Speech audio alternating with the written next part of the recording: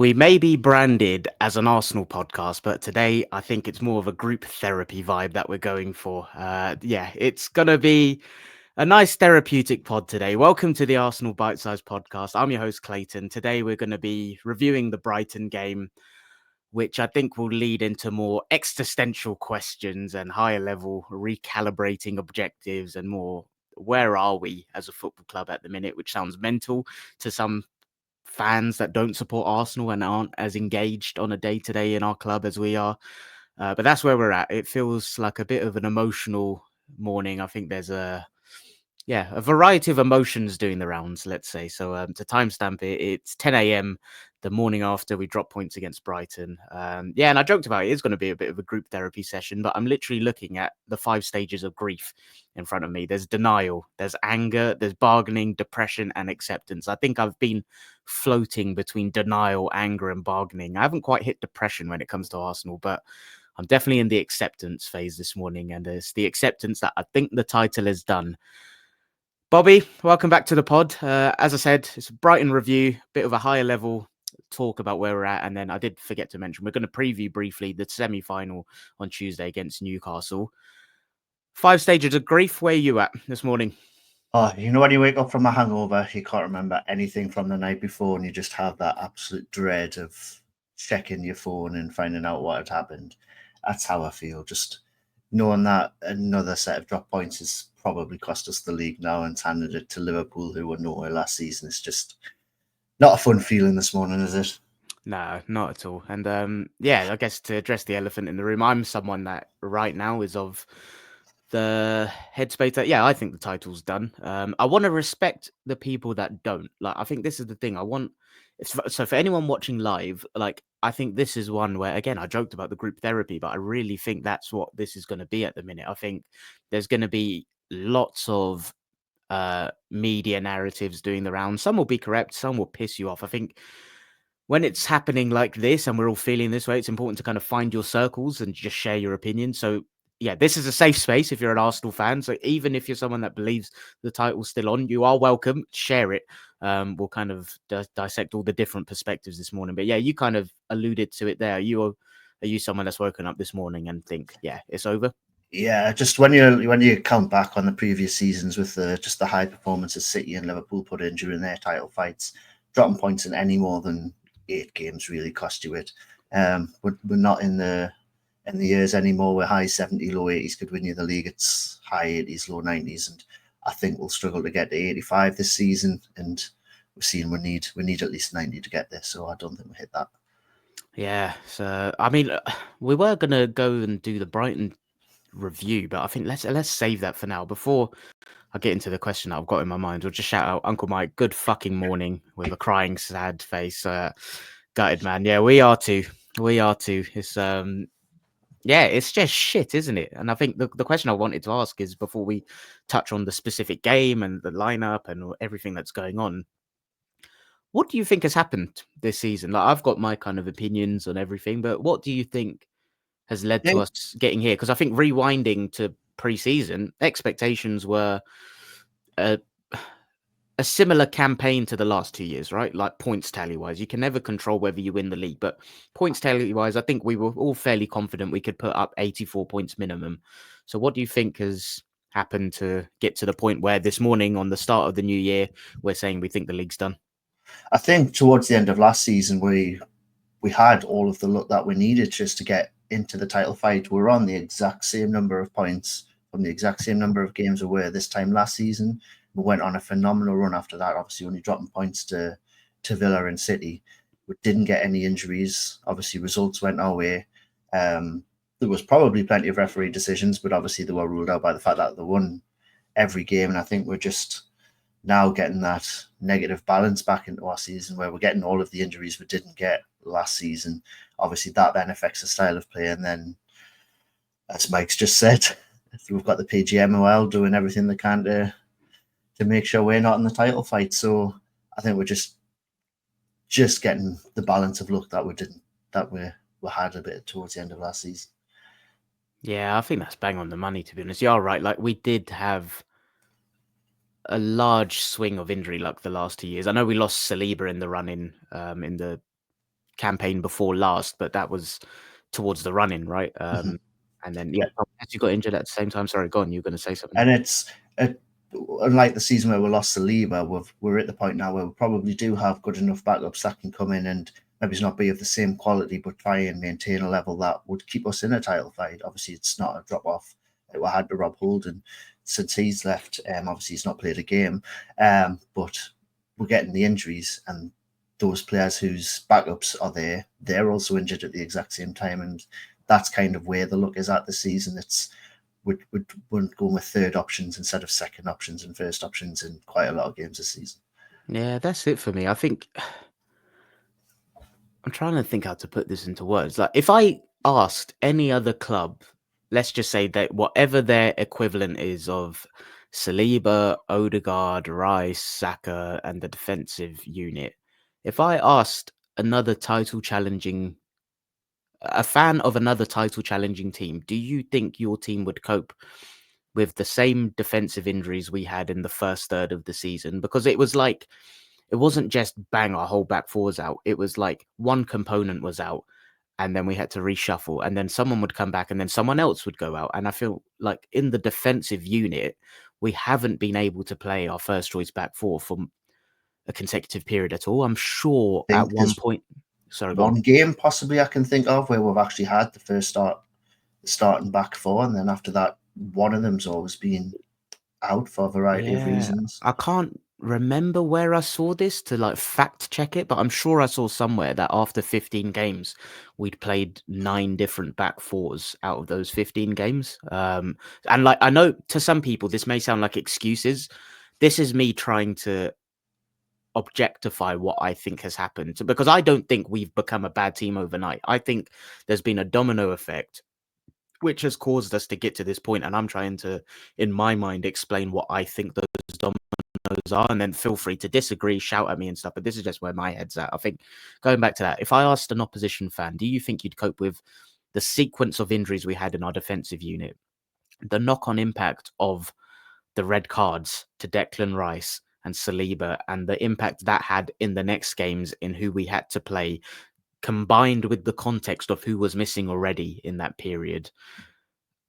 Then combine that with the fact that we dropped points in the games with the red cards, where I'm pretty confident we would have won those games with 11 men in Brighton and City. I think it was Brighton and City. I think we arrived in the Bournemouth game, and the Bournemouth game, don't get me wrong, I thought we were playing awful before the red anyway, but it's one that it completely dictates the outcome of that game then. I think it's a combination of that. We then lose our captain for 2 months. We then lose our best player for minimum 2 months. And I just think if you contextualize all of that, put it into a box and compartmentalize that, and you ask someone honestly, if your equivalents in your team are of that level, do you think you'd still maintain a league title challenge? I don't know, and I think if anything, it's credit to the level we're at and the level the manager's at that we've still kind of assumed we can go for it. And I don't know. Yeah, like I said, I'm more than open to being shot at here if people think that sounds like excuses. I think there's definitely, in my eyes, there's elements outside of our control that we've just been fucked. And there are elements in our control that I think we can do better. But I think we're operating on a fairly small squad, all things considered, at the minute. And I don't know. I think it's got to a point where those dominoes have just taken a bit of a toll. The players look a bit burnt out, and we look null and void of any alternatives. And that is maybe where we can take control and look at squad planning. Can the manager do stuff different tactically? But that's kind of where my head is at. And like, to be honest, it's one of them where I still believe fully fit squads, Liverpool, City, Arsenal, let's just include Chelsea in there. I think we're the best squad in this league. I think we're just so far removed from that idea because we haven't had a fully fit squad almost all season. But that's kind of where my head's at. What do you think of that? I feel exactly the same, and I think it was not last season, but was it the season before where Liverpool obviously ended up having to buy Nat Phillips and so Tsimikas broke in, where they just had bits of their back four ravaged and were having to buy 2 or 3 players in the January. Probably don't have it that bad, but they dropped off massively and obviously struggled to get into a top 4 fight, never mind remain in a title fight. And we haven't been good, we haven't looked well, and obviously we're accepting this morning of where we're at in terms of the title challenge. But we're feeling this way after 3 draws and a run of wins rather than any defeats in that, and kind of shows just how well the squad has managed to grind out some results despite the challenges it's faced. But yeah, just a shame that there's been so many draws in that run. You make a really good point about Liverpool and that kind of season of injuries. So in the 21-22 campaign, they finished second on 92 points. City won that on 93. The next season, they actually finished fifth on 67 points. And now I might be confusing campaigns here, but I remember there was one season where like Van Dijk got injured. And it may be the same season That you were was, talking about yeah, that. the Or was it that Pickford one? challenge, yeah. Yes. And was that the year where Alisson went and scored a header against? I Or can't was that a remember. few? Yeah, I can't remember that one. But there was a year where I remember Alisson scored a header to like get them in the top 4 or something. That may have been the 2021 season. But either way, Liverpool, I think, outside of Man City, have been the most consistent challengers at the top level for years, right? Even they had seasons where I wouldn't say they capitulated, but yeah, fifth, third in there. Like, I think the level we're operating at, and we have been for the last 2 years, has blown our minds, but we've become accustomed to that. So, of course, when our expectations are we're going to do that this season, regardless of the context, it's going to piss you off. You're going to feel disengaged from it. And I just think when there's 2 ways you can process things, right? One is you just feel your feelings, like you're pissed off, you're angry, that's fine. But I do think it's important to kind of objectively analyze things like why has this happened? Because I still maintain what I just said a few minutes ago. We haven't just become a bad team overnight. There are concerns, of course. But in terms of the bigger picture, there'll be people that be screaming like, if we don't win a trophy this year, Arteta has to go. I don't see it that way. And maybe I'm just, I don't know, maybe I'm in a cuckoo land or something, but I think I'm very patient with this. I think as long as he is in charge, granted he has some flaws, I think with a fully fit squad, we are still capable under this manager, this management structure of putting together a campaign of 85 points minimum. I just think we haven't had the injuries on our side to do that. And I think we're left with a squad now of what's available that is probably more similar to a top 3 team rather than a title challenging team. And I think working with what we've got, and yeah, it's just a domino effect really for me. I think it's just completely taking the wind out of our sails. And I guess it comes now onto what do we aim for this season? My headspace right now is kind of just try and take it as like I think the title's done, but try and take it close as you can. Try and get top 2 and go for the cups. I still think we'll be short in the Champions League because of what I've said previously about our kind of attacking options and lack of threat. But for me, it's just solidify top 2 and go hell for leather in the cups. What about you? Yeah, just to carry on from what you were saying about the disappointment, I think what probably hurts more is seeing just how City have dropped off this season and knowing that if this had been last season or the season before, we would have a Premier League title, and this should have been our season to capitalise on their drop off. And Liverpool were nowhere last season, and now they're the ones doing it. If it had been City at the top of the league, potentially 9 points clear of us, I don't think would have been disappointed with the amount of injuries we've had and would have been more accepting of, okay, it's City's juggernaut, they're already ahead of us, but it's a team who weren't expecting to be in a title fight with us that's pipping us to the post, and City's nowhere to be found. But yeah, I agree. I can't wrap my head around anyone blaming Arteta for or wanting him out after drawing 3 games and that being the only drop points since the start of November, obviously since the Bournemouth game. I think, yeah, that's the weird thing. Like, it's why I kind of touched on fans from outside of Arsenal probably won't understand the level of emotion we're feeling. But yeah, the last defeat was away to Newcastle, 2nd of November. And okay, there's been a couple drop points in there: Chelsea away, Fulham away, Everton home, Brighton away, obviously yesterday. But it's a sea of green in there in terms of results and output amongst those grey draws. But I think there's just been that kind of underlying theme and performance, right? But I'm scrolling through our results so far this season, and I think it's easy to forget the timeline of events sometimes. So like season started against Wolves, we won back-to-back 2-0, Wolves at home, Villa away. Brighton, that was the 3rd game of the season when that red card happened. That's how early the kind of variance started. Then Tottenham away, I want to say, was that the first game without Odegaard that we went and won? Let Yeah, me I'm just Possibly, checking the lineup. yes. Yeah, it Yeah, was. it was. Yeah, that was the fourth game of the season. I think sometimes we forget how early on these things were happening, and so this domino effect started so early. Trossard red card was only a couple of games after this Tottenham game as well. It was. Sorry, which one did you say? Trossard. Trossard's red Yeah, card as so well, yeah. that was the next league game after the Tottenham one. Yeah, so it's been this on the preview with Tom, the Brentford fan. He spoke about in the Brentford context, like they've just struggled for momentum this season. It's like they kind of look like there's green shoots, then there's injuries, and it's felt the exact same for us. And I had to remind myself, it started in fucking match day 3. I think sometimes, like, again, I'm not someone that's going to tell people how to feel. I think opinions are opinions, perspectives are perspectives, which are based on so many things on how you view life and stuff. But my perspective right now is I think the variance has been disgustingly against us.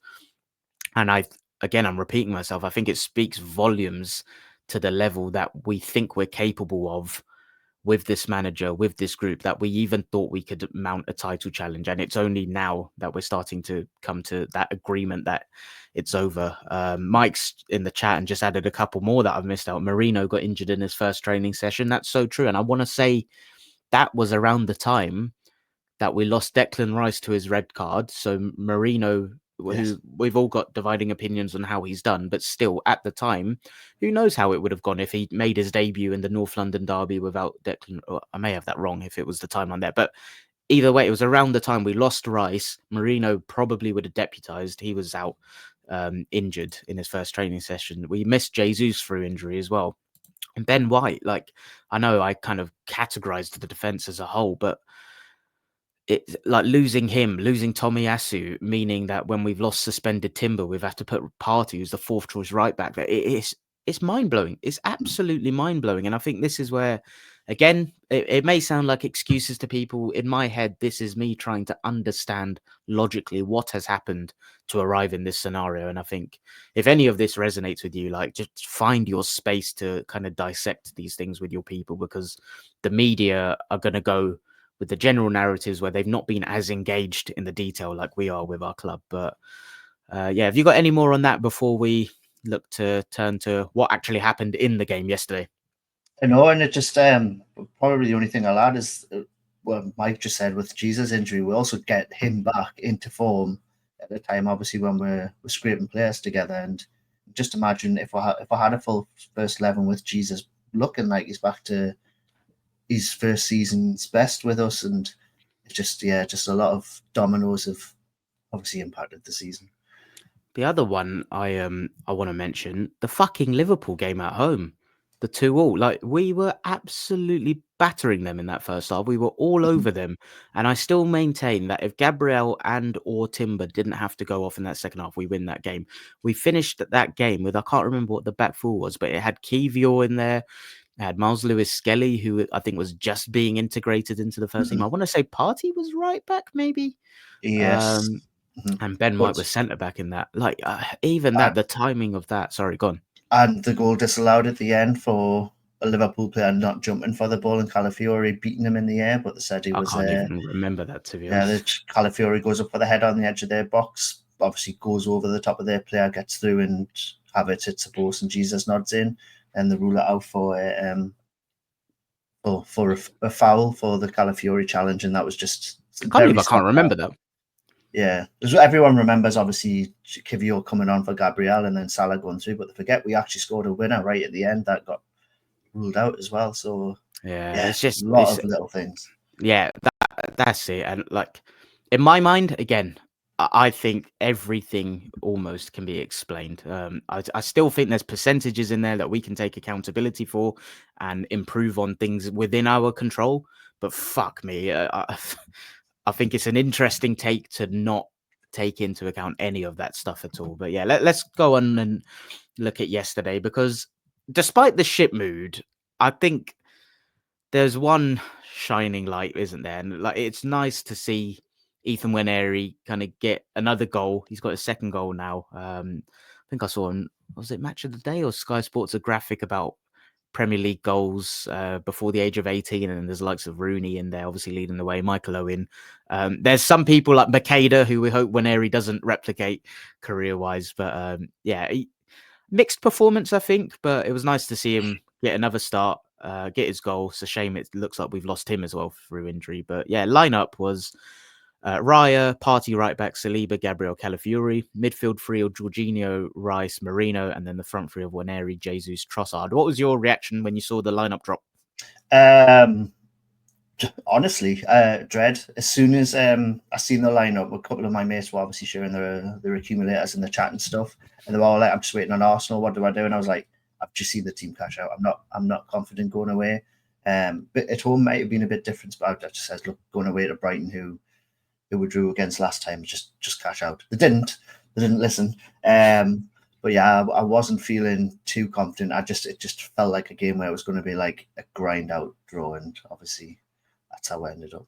Yeah, I was the exact same, and I think my exact reaction was the same as yours. It was the midfield three, and obviously when the lineup dropped, I didn't have the context that we now have on. Oh, Odegaard was ill; he hadn't trained at all. Who else? Oh, Havertz not in the squad. Like we now know, he's still. Yeah, sorry, I think he was the bigger miss. So especially with the solution at right wing being Martinelli and Ethan, two players that like to go around the outside rather than cut inside like Saka does, and then obviously cut back or cross in. Havertz would do a lot better with that kind of obviously ball into the box, and I think that's probably the biggest piece that was missing for me when we've been playing Martinelli and Ethan there on the right. Yeah, agree. And yeah, I think the midfield three, straight away, all I thought of was that Bournemouth game where I think it was maybe Partey instead of Jorginho there, but it was Rice, Marino, and then one of Jorginho, Partey. Can't remember who, but it was the game where it just didn't look like it worked. And okay, fair enough. In this game, it was Marino on the left, Rice on the right. I think in the Bournemouth game, it was the other way round, and it just looked a bit lopsided. But as soon as I saw that, I just thought, where is the creativity? And it just felt like it was going to be a game of ugliness and like transitions and driving and stuff. And I think that's kind of how it panned out. Performance-wise, want to get your thoughts on Nwaneri actually, because I personally thought he struggled a bit. I thought he did really well for his goal, but I thought he is kind of. I thought he played his age. Yeah, like the choices he made in possession sometimes were a bit questionable, but I don't know. Like you said, he played his age. Like that's to be expected, right? Mm-hmm. Yeah, I thought you could tell he was confident and he was willing to run at players and take them on, as you'd expect a young player to be, wanting to prove himself. But yeah, his decision making at times and some of the passes he made, and obviously he lost the ball quite a number of times in his dribbles. But some stats that you would accept from a high dribbling player is that he is going to lose some battles. But I think it was positive to know that we've got someone there with that confidence and willing to do that and have a different bit of a creative spot that we don't have across the front line a lot of times. But yeah, definitely just the decision making to work on. But that comes with age. He's still very, very young. 100%. And to be honest, it's one of those, I quite like him making mistakes. Obviously, it's a bit of a painful process to go through when the margins are so tight. But Arsene Wenger used to talk about this all the time. Like with youngsters, you need to be able to encourage them and live with their mistakes. And it's going to cost you as a team, but long term, it's the best for their development. Unfortunately, we may be without him. So Arteta's quotes on him were really bad news because I think we've lost him. We had to take him off at halftime with some muscular issues. And I'm not going to lie, during the game, I thought he was subbed purely performance-wise, because even though he got his goal, I think, we were losing the ball a bit with him, which, again, it's not a criticism. He's 17. It was just, I thought maybe it would have been tactical, but maybe it was just injury. I had presumed it was the booking, that they just took him off and didn't want to... And that, suspension.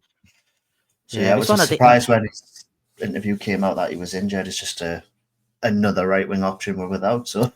I know, and well, it will lead into later on when we're talking about what we think the lineup will be on Tuesday before the Newcastle game. But we'll look at the stats from the game in a minute. But before we do, I think it will be interesting to see kind of what we both thought about the game and how it panned out. But I think one of the things I want to mention before we get into that is the units, right? Like Arteta speaks so much about units and familiarity and stuff. And like you look at Partey, Rice, Nwaneri, like would they have ever played together as a trio on the right hand side? Like, probably not even in training. I think Calafiori, Marino, Trossard, fair enough, they've done that. Jesus ties that in nicely. I thought Jorginho had a really poor game. Thought he was completely pressed out of it. Yeah, really poor from him. But yeah, I think it's that right hand side unit I want to kind of keep in mind, because I think there were quite a few unfamiliar relationships in the team, and I think it showed like when you kind of look at the stats as well. So this is from Mark, our stats bot. So according to his model, the expected goals was 1.74 to Brighton, 1.71 to us. Obviously, that a lot of that is Brighton's pen, but the threat was fairly even. They had 1, we had 1.34. Possession fairly even, 44.8 to 55.2. Field tilt was interesting, 40.8 they had, 49.2 we did. And there's another graphic I want to look at, which I think perfectly illustrates the kind of lack of control from Arsenal in this game. So this is a graphic from Scott Willis at cannonstats.com. And it just shows the kind of variance in field tilt where you can just see periods of 15 to 20 minutes where it swings. It's in Arsenal's favor. Sorry, it's in Brighton's favor. It's in Arsenal's favor. It's in Brighton's. It's in Arsenal. And it literally just swings in 15, 20-minute periods. And I think that illustrates so many things, but it's a theme, I think, recently. Like, I know we got the win against Brentford, but that first half, I thought we were poor. And then it was like a period of 5-10 minutes of, fair enough, better performance, but just clinicalness in the second half. The Ipswich game, there were concerns there. So I don't know. What was your kind of verdict from this game if you had to summarize? Oh, well, I think the first half I thought we did quite well. I was surprised by how we played in the first half. I was expecting Brighton to have a lot more of the ball, especially after we went 1-up. I thought Rice did quite well leading the press, which Odegaard usually did. But it was just the second half. I just don't know. Obviously, once Ethan went off, I think we just didn't have any answer for what Brighton were doing. I didn't feel like they were going to score until the penalty, but I also didn't think that we were ever going to get another shot on goal out throughout the second half. It just didn't feel like there was anything there. It just felt like we're playing a defensive line back across the whole defence, just like we had a full defensive lineup out. I don't want to say where I felt like we're holding on for a 1-0 because I don't think we're playing that way, but I would have took the 1-0 after about 60 minutes. I kind of know what you mean, like we go 1-0 up and I'm thinking fine, because I think we're such a team that is dominated by game state. I was like, okay, we got the 1-0, we can go and make this 2-3. And there were periods in the first half that, despite the concerns, there were encouragement for me, like the space for Nwaneri's goal. Can't really remember clear-cut chances right now off the top of my head, but it was more, I remember the feeling of, this is fine.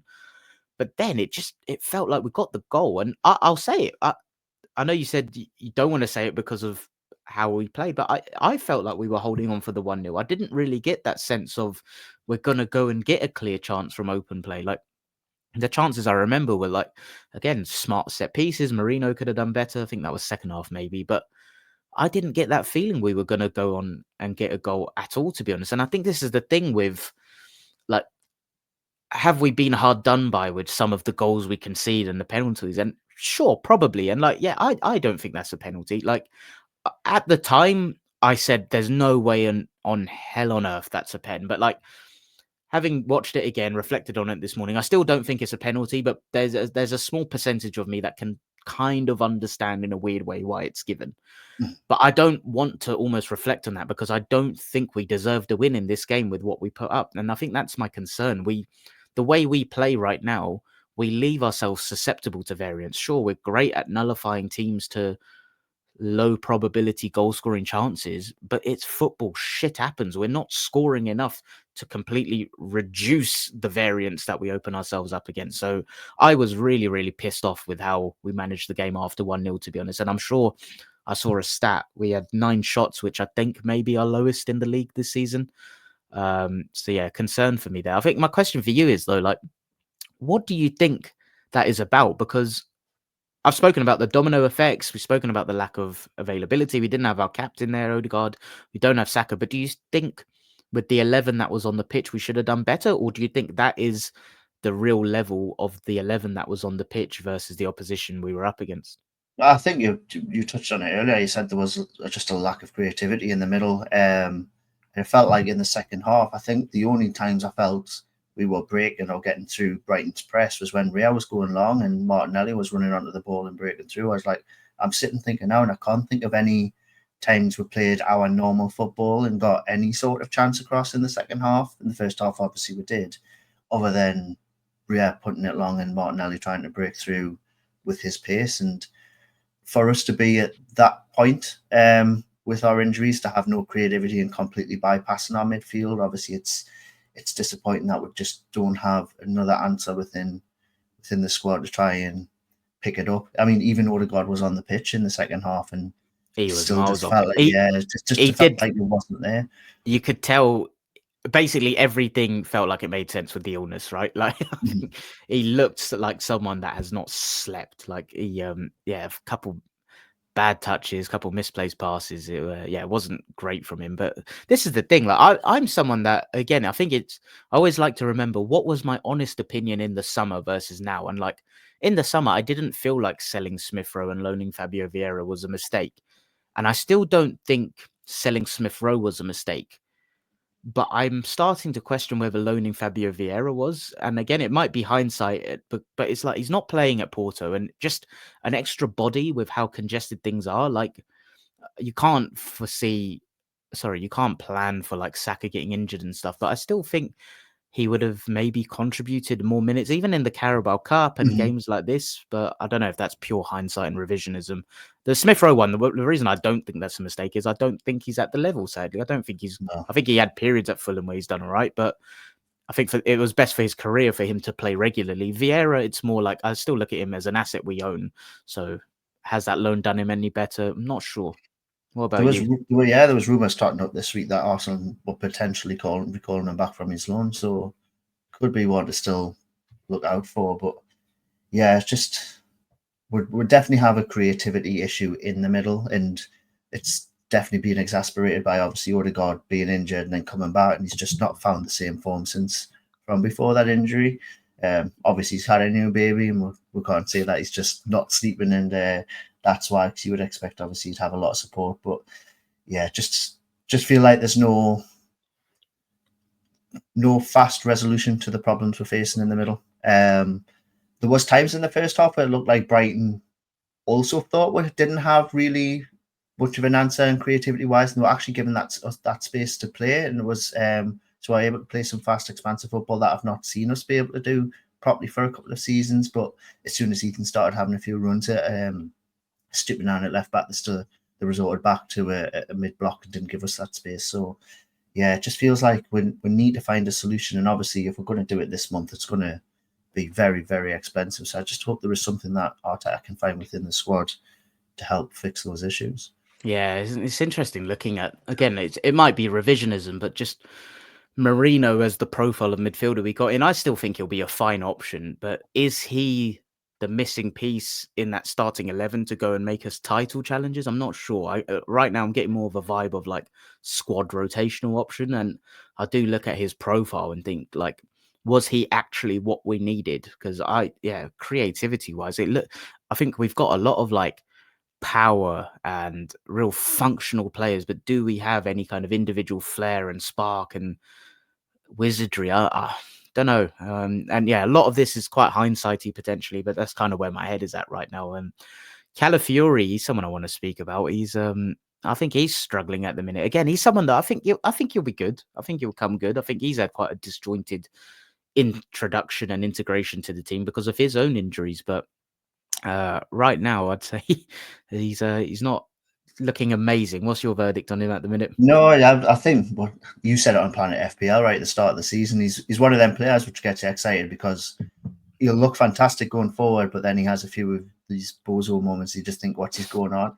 But I think he definitely looks worse when we're playing bad, because obviously then you'd see in every issue in the squad. You don't have all the positive vibes around the team. We've just scored a few goals, so you can kind of shove the issues to one side because obviously everything's going well. So yeah, when we're bad, obviously Calafiori's issues come out, but a lot of he's the third youngest player in the squad after MLS and Ethan as well. Is he So actually? Oh, wow. yeah.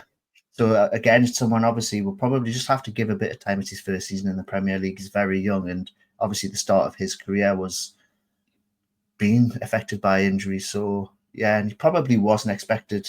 You'd have hoped he would, but probably not expected to play as many minutes as what he has done so far. The season probably should have been slowly integrated, but injuries have kind of propelled him into much more of a starter role than probably we wanted. Yeah, probably. One player that I want to touch on, he's not going through the best patch of form at the minute, but a nice milestone for him was Gabriel Martinelli. Apparently, it was his 200th appearance for the club, and yeah, he's someone that he's struggling, and we've all got opinions on is he good enough, but I think that is a nice milestone to just recognise because he has played a significant part in getting us to the point where we are. And I just wanted to kind of recognize that, like, whether we move beyond him in the summer is another thing. I personally would like to keep him around the squad, have him as more of a squad rotational option, use him like how Liverpool use a Jota, Gakpo, just rotate him in and out.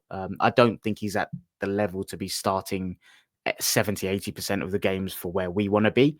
But I just thought that was a nice milestone. And the other positive, dare I say, from a bit of a shit game was it was good to see Rice kind of just performing and looking fit again. I think he looked like he was flagging towards the end as he was tracking back, but he's obviously struggled with his fitness injuries, his fitness this season, his toe injury. So I think he'll be a big player for us in the second half of the season. But the final kind of tactical thing I want to talk on this game before we turn our attention to Newcastle was it's another game where I think we struggled to kind of maintain possession momentum where Partey wasn't in the centre.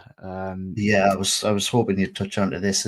It'd be interesting to see not so much our win percentages, but our performances with Partey at right back compared to Partey at the six.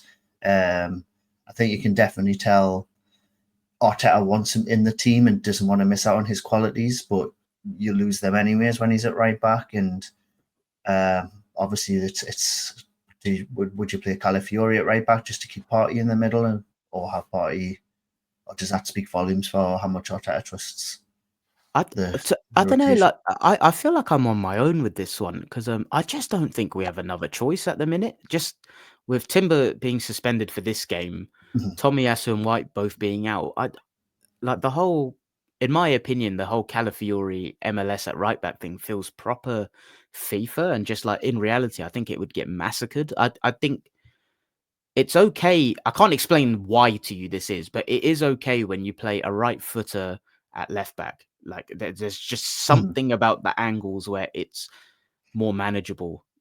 It just doesn't work when you play a left-footed player at right back. Like you can do it in the wide forward areas, but defending, I can't explain why that is. I've actually started coaching recently, so I'm hoping I'll learn that as I kind of continue on my journey. But like, there's just something about that where I can't tell you a single time I recall a left-footed player playing at right back and it's succeeding. It's just something that doesn't happen. So I've seen a lot of people calling for that. Just in my own head, I just think that's a no-go. So I don't even think it's Arteta not wanting to lose Partey or trusting what he has. I just think it's the fourth choice solution we have there, and we don't look like we have a fifth. To the point where if Partey was then injured, it would be interesting to see what he was to do there. I don't know. It's pure speculation, but it's quite interesting to get an insight into the idea of like what we think Arteta would do. Like, would he go for an academy player like Nichols? Would he go and do the MLS Calafiori or Akivio there? I don't know, but to me, it's just as simple as I just think it's the fourth choice that we've got there, and I even agree that I think Partey at right back, despite what we lose from him at the six, is better than putting an MLS or a Calafiori there personally. But yeah, that's kind of where I'm at on that. Is there anything more you want to touch on from the game before we turn our attention to Tuesday? Probably the only thing that's been going through my head the past few days is I just wish we'd stop with getting these stupid yellow cards for time wasting. I'm glad you said that. I forgot about that. Yeah, so it feels like because Timber's got I can think of 2 he's got just from getting booked for the throw-ins, and obviously Ethan got one on yesterday as well. It's just a case of it's not helping us with the issues we're having, then having another player out suspended, or then having to take a player off because he could potentially get a red card for a second yellow card. It's just, I understand why we slow the game down from our set pieces and our throw-ins, but at some point we need to be like, come on, right, we just need to get this into play and not take these tallying up. It's we're already in a position where we need to keep as many players in the team as possible. Let's not lose another one for a stupid reason. I completely agree. And I'm so glad you brought that up because, yeah, it's something that skipped my mind. Like, it is ridiculous. I understand the element of, like you said, slowing the game down and also getting the instructions across, right? They clearly have very detailed plans, but you need to be a bit more streetwise about how you implement these things. You can tell the referees, the fans are starting to kind of get agitated by it, and the referees are human. Like, they are going to be influenced by the crowd and bring that kind of element of urgency into their consciousness. So I think we need to be a bit more street smart with that. I completely agree with you. It feels stupid. Like Timber was against Palace, against Brentford, and now, like you said, we kind of lost him as a result yesterday, which I think was costly. I think if we had Timber at right back, we're able to play Partey in the 6th, maybe we're looking at a different game. And sure, it may have just papered over some cracks, but sometimes that's what you need to do to be able to get through. So yeah, good point by you on that. It's something that we definitely need to be a bit wiser to, because I think fans are going to play up to it, and it's going to affect the referees' patience with us now. And to be even myself as a fan of this club, like, sit there and I'm like, fucking get on with it sometimes. It does feel a bit much. And I don't know, like the time wasting and slowing it down, it does feel a bit tin pot at times, I'll be honest. Yeah, you get like even just how slow Saka walks to take his corner and stuff like that. You can see it's obviously it's to get into it's the start of the mind games for our set pieces. It's the right unsettle the defense, make them agitated that we're taking some time, get set and then go. But yesterday for Ethan's booking, like Gabriel went over to give him the instructions. The team got set, and then it just felt like, why are we now delaying this another 15 seconds? What are you possibly waiting for? It's just yeah, and then he gets booked. It's just like, come on, we've just lost Timber.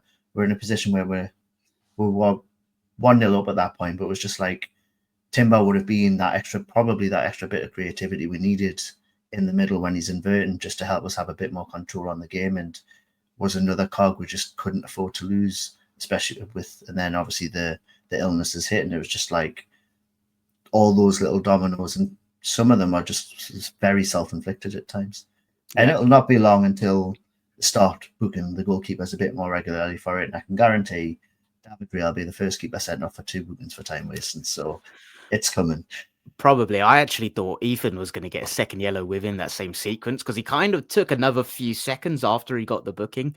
One thing I know, I said we'll move on to Newcastle in a bit, but Conscious, I didn't get your opinion on the penalty. I kind of gave mine, but yeah, what's your take on that incident? So I understand the absolute outrage by the Arsenal fans, but for me, I would have been shouting for it up the other side of the pitch, the same way we did with obviously. I rate the honesty. Same way we did with Gabriel, obviously getting punched in the head by the Chelsea goalkeeper. I would have been screaming for that. To me, there's no difference coming together of heads after obviously being late to the ball than there would be kicking out and obviously missing the ball and taking the player down. Obviously, last season we gave away a penalty to Tottenham when Rice was late on. I can't remember who was left back, Davies, Mebbies. And that was a penalty. So just because it's a different part of the body, to me, it doesn't make it different. I don't think we'll see it again. We didn't see it in the Spurs Newcastle game when Gordon got hit in the face. That was ruled coming together. So it was very soft, but I can understand why, to the letter of the law, it was given. Fair play. We've lost a subscriber as a result. Mike Alpin unsubscribed, and I'll use that to do the usual plugs. Just shout out Francis and Joku's comment. He says he prefers Arteta to use any of the youth players rather than playing Martinelli. So shout out Gabby Martinelli for your 200th appearance. There's your credit. Yeah, if you are still with us at the minute and we haven't lost you, please consider dropping a like on the stream. It goes a long way to supporting us. Subscribe to the channel if you're new around here. We always do weekly reviews, previews, ad hoc solos when we have like domestic or European games midweek as well. Fan-led channel. Like to think we're not too controversial. Just say it as it is on here. And if you feel like this may be your space to mourn the title, then consider subscribing. And if you're listening on audio, please give it a 5-star review. Attention turns to Tuesday, the Carabao Cup, or EFL Cup as it's actually formally called. We got Newcastle, and fuck me, talk about a team in form. So they have won their last 6 matches, and there's obviously been, I say obviously, not everyone would be aware of this. I certainly wasn't until it was pointed out to me. So their last game they lost was against Brentford 4-2 away from home. And then they tweaked something in their midfield where they played Tonali as the 6 and they beat Leicester 4-0. And that started the run. They then beat Brentford 3-1. They battered Ipswich 4-0 away from home.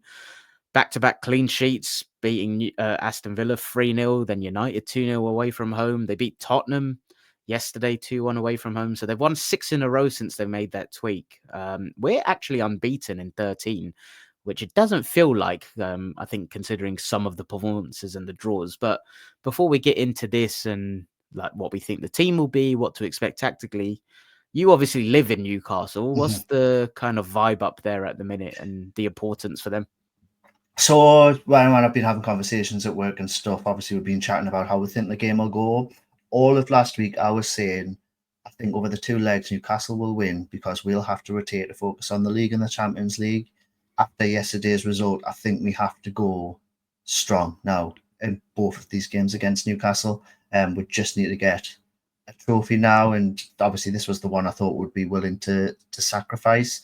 The Newcastle fans, everyone that I've spoke to is very much, if they can keep it to within 1 on Tuesday, they are very confident they'll get through after the home leg, because they think we absolutely hate travelling up to St James's and can't see us getting anything from that game. So what's your take on that? So like the hypothesis, if they keep it to 1, then they think they'll beat us in the second leg. What do you feel about that? Because I'm not going to lie, I agree with them. I absolutely agree as well. So I think we have to go, everyone that's fit on Tuesday has to play on Tuesday, and we've got to beat these by 2 or 3 so we can go up there and possibly scrape through with a loss, but still get through to the final, because I do think on current form and on obviously just current first 11s of fit players, they are the stronger team, and they will keep it physical. And obviously we know just how Newcastle can get under the skin of Arsenal. They've done it every time we've played over the past 2-3 years. So yeah, it's out of the 3 teams that we could have drawn, it was probably the ones I was least looking forward to. Yeah, I'm in agreement. And it's funny, it's the fucking timing of when you play teams, isn't it? Like prior to that kind of tweak and how they would do, like prior to that, they lost to Brentford. That was the last loss they had, right? They drew against Liverpool, fair enough, good result. They drew away at Palace. They lost to flipping West Ham. They lost to West Ham. Like the timing of, as well. 2-0 that was. Like the timing of when you play teams is always interesting, and I feel like we are literally playing them at the worst time. I agree with you. I think right now, with the availability, freshness of the squads, they are the stronger team. And I'm not going to lie, I don't see us winning the first leg by more than a goal if we do win.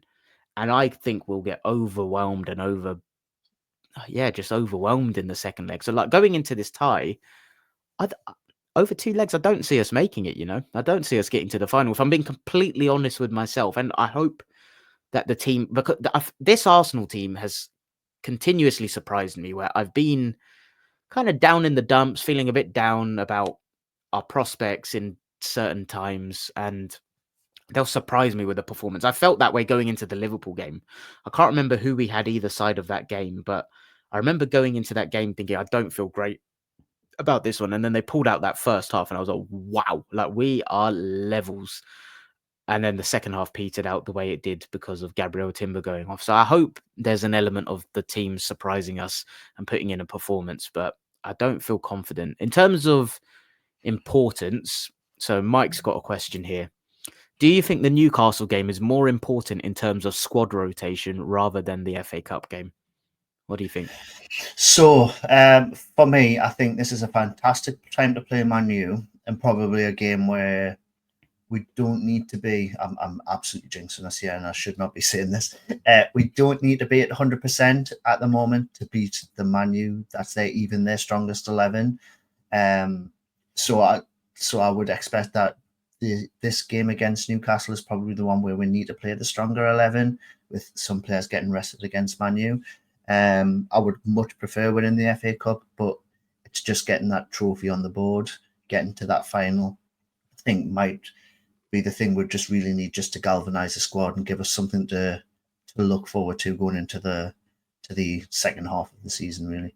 Yeah, for me, I agree on the point around Man United, and there's definitely not going to come back to bite us at all. But I also think, like with the Carabao Cup, let's be real. Like, okay, I'm not going to speak for everyone. For myself, I did not give a flying fuck about this competition until we got to the semi-final.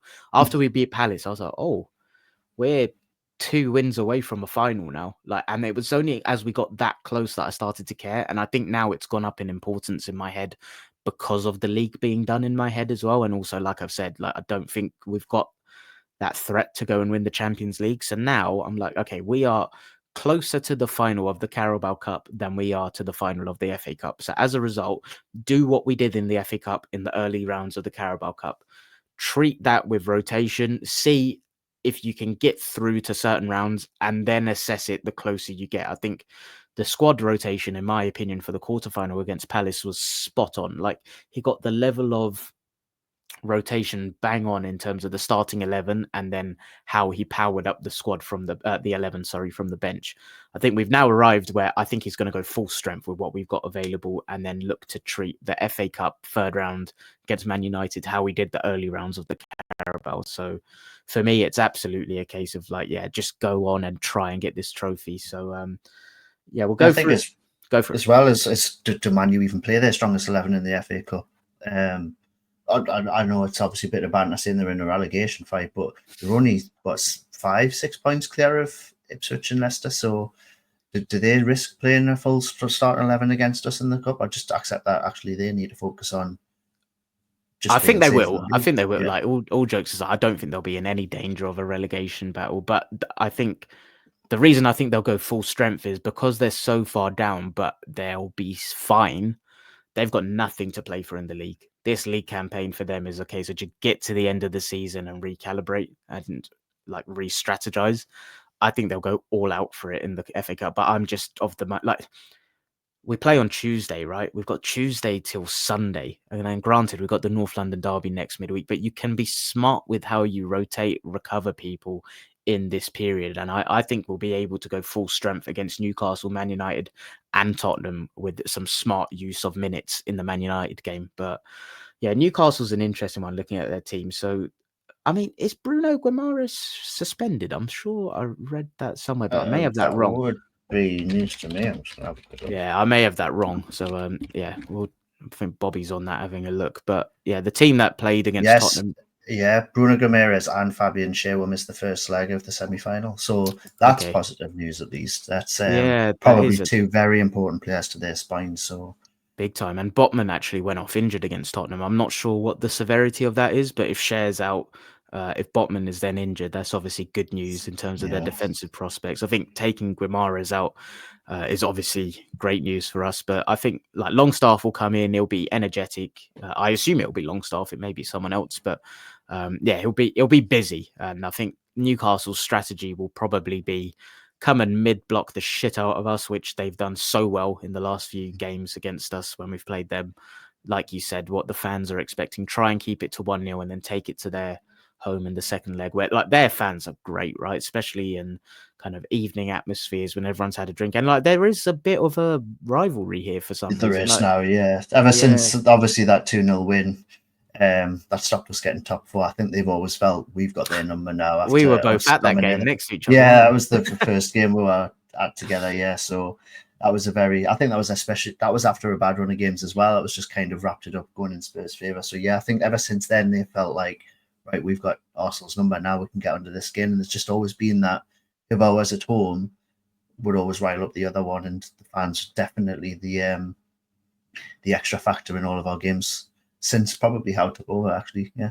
Yeah, 100%. Yeah, that there will be an element of needle from them in that second leg. Like they will be so up for that, it will almost feel like a cup final in that second leg, especially if the tie is in balance and it's not being completely done in the first leg. So I think Tuesday is really fucking important. I think it's really important for the narrative to just get this monkey off our back to try and go and get a trophy, just because I think if we finish the season with no league title, no Champions League, and no domestic cups, there will be pitchforks out. And I know where my head is at, but I'm not willing to have that conversation yet. I'll deal with that in May, but there will be pitchforks out. So I think in terms of just quietening the noise and trying to keep our group intact, and I say our group as supporters as well as players, I think it's important we go and get this cup. So yeah, lineup wise, what do you think we'll go with? Do you think let me just find the predicted lineups. I can't find that, so let's just wing it and go for it ourselves. Party, you assume we'll go back to the middle. Timber will come back. Timber straight back in. Yeah, so Party back in the middle. Interestingly, I did find the stat with games at Party right back. We've only won 1 out of 5, so that does obviously explain. Well, it shows he's important to being in the middle and where we need him. So yeah, I think Timber straight back in, Party back in the 6. Obviously Odegaard came on, so I would expect he'd be fit enough to start. So Rice, Odegaard, and it'll have to be Martinelli, Trossard, Jesus up front, wouldn't it? There's just no other options. So who do you think will be left back for this game? Do you think Lewis Skelly comes in, or do you think Calafiori? I think Lewis Skelly comes back in. Interesting. Why is that?